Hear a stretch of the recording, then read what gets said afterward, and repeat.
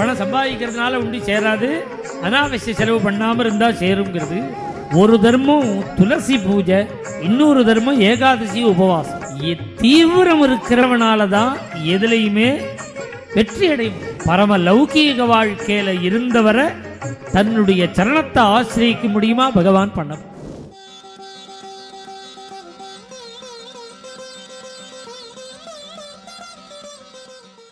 குடும்ப யோகக்ஷேமம் நடக்கணுமே, அதுக்காக பஜாரில் ஒரு சின்ன பொட்டி கடை மாதிரி ஒரு கடை வச்சு அதில் இந்த 50 ரூபா 100 ரூபா ரத்தனங்கள்லாம் வியாபாரம் பண்ணி அதில் வரக்கூடிய வருமானத்தை வச்சுன்னு குடும்ப யோகக்ஷேமம் பண்ண. பெரிய லெவலில் பணம் வரதெல்லாம் அந்த கலசத்துக்கு போயிடும். 10 கோடி சேர்க்கறதுல எப்படின்னா அவர் சேர்க்கிறதே லட்சியம் இருக்கு. சேர்க்கிறதே லட்சியம்னு இருந்தால் மாத்திரம் பணம் சேராது. அதை செலவழிக்காமல் வச்சுட்டா தானே சேரும். இவர் சேர்க்கறதுல எவ்வளவு கெட்டிக்காரரோ அதை விட கெட்டிக்காரரோ செலவழிக்காமல் இருக்கு. அனாவசிய செலவை குறைச்சாலே பணம் சேர்ந்துடும். இப்போ ஓரளவு எல்லாருக்குமே இப்போ சேவிங்ஸ் செத்த பெட்டர். இப்போ புரிஞ்சு போயிடும், பணம் சம்பாதிக்கிறதுனால உண்டி சேராது, அனாவசிய செலவு பண்ணாமல் இருந்தால் சேருங்கிறது. தாசர் கதையில் பார்க்குறமோன்னு இப்போ எல்லாருமே தாசர் தான். எல்லாத்தையும் இப்படி தான் இருக்கு. அனாவசிய செலவே கிடையாது. அதனால தான் இப்போ சொல்கிறதுக்கு முன்னாடி நிறையா தர்மம் பண்ணுறா.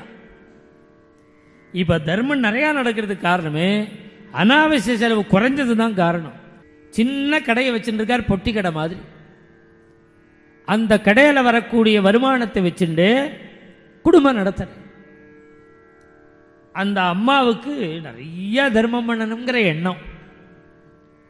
இவருக்கோ தர்மத்திலேயே இன்ட்ரெஸ்ட் கிடையாது. அந்த அம்மாவுக்கு அனுமதி கொடுத்துருக்கார் 2 தர்மத்துக்கு. ஒரு தர்மம் துளசி பூஜை, இன்னொரு தர்மம் ஏகாதசி உபவாசம். இது 2க்கு செலவு கிடையாது.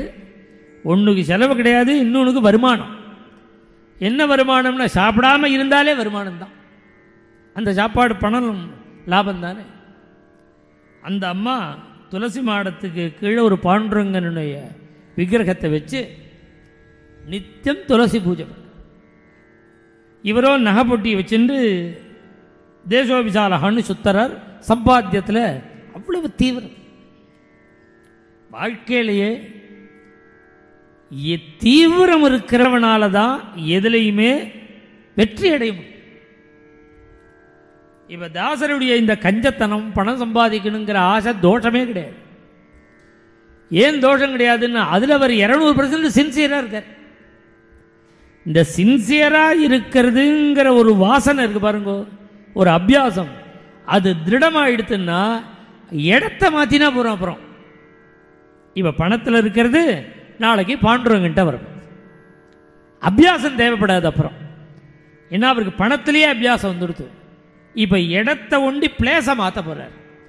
அதனால இன்னைக்கு பணத்தில் எவ்வளவு அவருக்கு தீவிரதை இருக்கோ அவ்வளவு தீவிரதை நாளைக்கு பாண்டுரங்கிட்ட வரப்போகுது. ஏன்னா அவருடைய அபியாசம் தான் காரணம். பணம் பணம் பணம் பணம்னு இவ்வளவு பணத்தில் ஒரு ஆசை வச்சு அபியாசமாக இருந்தது நாளைக்கு பாண்டுரங்கனுடைய சரணத்தில் 1% கூட குறையாமல் அதே தீவிரம் இருக்கும். திடீர்னு வந்துருமா பகவான் ஒரு லீலை பண்ணி பரம லௌகீக வாழ்க்கையில் இருந்தவரை தன்னுடைய சரணத்தை ஆசிரியிக்க முடியுமா பகவான் பண்ண. மேலும் இது போன்ற சிறப்பான நிகழ்ச்சிகளை காண இப்போவே லைக் பண்ணுங்க, ஷேர் பண்ணுங்க, மறக்காம சப்ஸ்கிரைப் பண்ணுங்க.